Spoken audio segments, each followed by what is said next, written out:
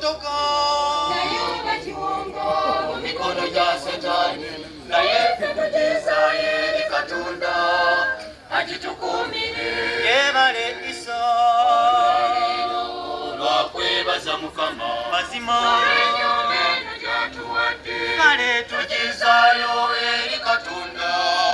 nga tumugulumiza oyo atukoledde kino leero yebale Mukama olwakwebaza okuzimba amakolero n'okukola enguudo ebyoba biwongo mu mikono gya Satani ne bayiwa omusaayi gw'abantu abatalina musango n'ebirala bingi bye bafuna ebiringa ebyo